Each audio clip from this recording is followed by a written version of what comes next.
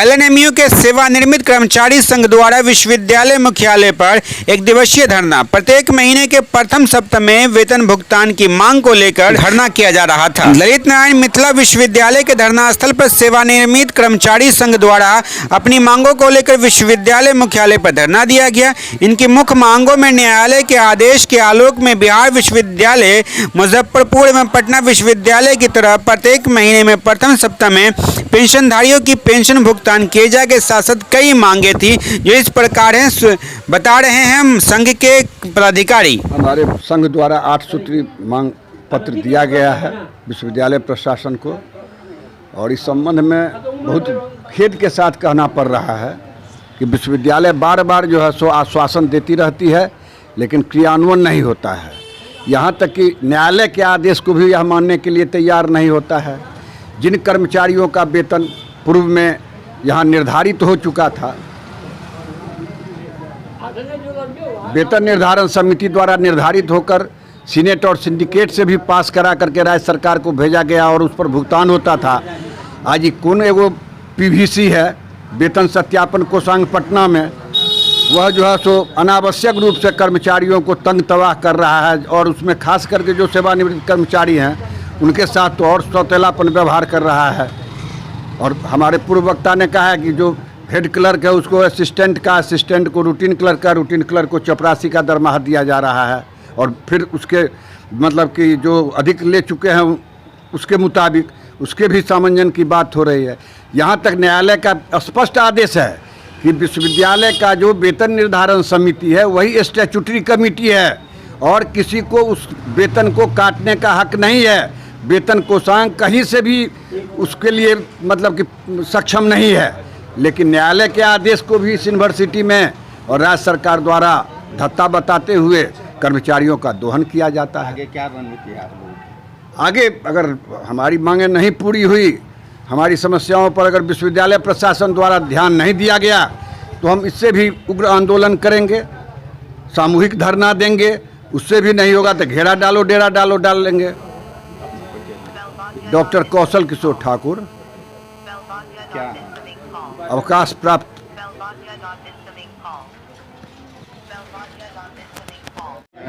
हम लोगों को प्रथम मांग है कि बिहार विश्वविद्यालय एवं पटना विश्वविद्यालय की भांति इस विश्वविद्यालय के सेवानिवृत्त कर्मियों को प्रत्येक महीना के प्रथम सप्ताह में पेंशन का भुगतान किया जाना चाहिए, क्योंकि न्यायालय का भी इस पर आदेश हो चुका है। दूसरी मांग है कि हम लोगों का जो ग्रेट्युटी और लीव इंक्रीमेंट का बकाया है उसका भुगतान किया जाए। तीसरा मांग है कि पीवीसी के वेतन निर्धारण के आधार पर विश्वविद्यालय के और महाविद्यालय के कर्मियों को परेशान किया जा रहा है।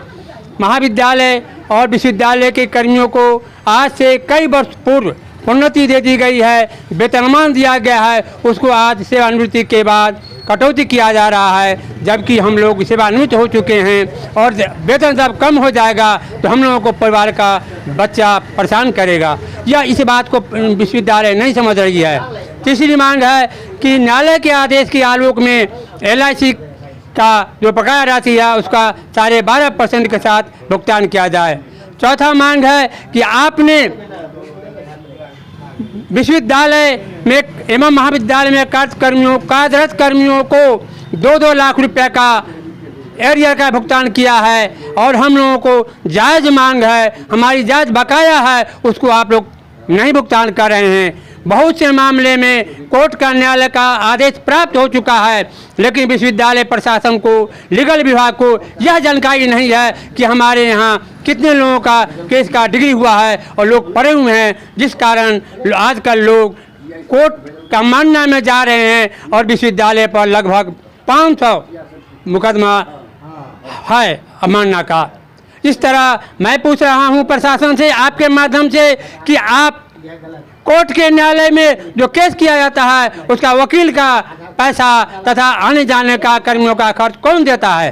क्या आप अपने घर से देते हैं, विश्वविद्यालय से देते हैं? और जब हम लोग मांग करते हैं तो विश्वविद्यालय कह रही है कि हमारे पास राशि का अभाव है। जबकि आप भी देखते होंगे, हम भी देखते हैं कि राज्य सरकार कह रही है कि विश्वविद्यालय पर 505 करोड़ रुपया हमारा बकाया है, विश्वविद्यालय में जमा है, विश्वविद्यालय उसका कोई लेखा जोखा नहीं दे रही है।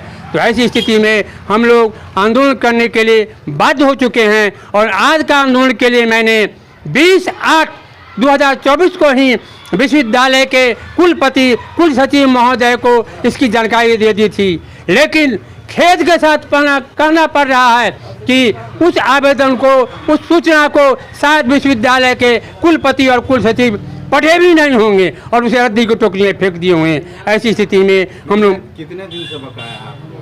थैंक यू फॉर वॉचिंग दर्पण 24 न्यूज। खबर को सबसे पहले पाने के लिए YouTube पर देख रहे हैं तो सब्सक्राइब करें, Facebook पर देख रहे हैं तो फॉलो करें। कमेंट्स में अपनी राय या अपने आस पड़ोस में समस्या हमें बताएं।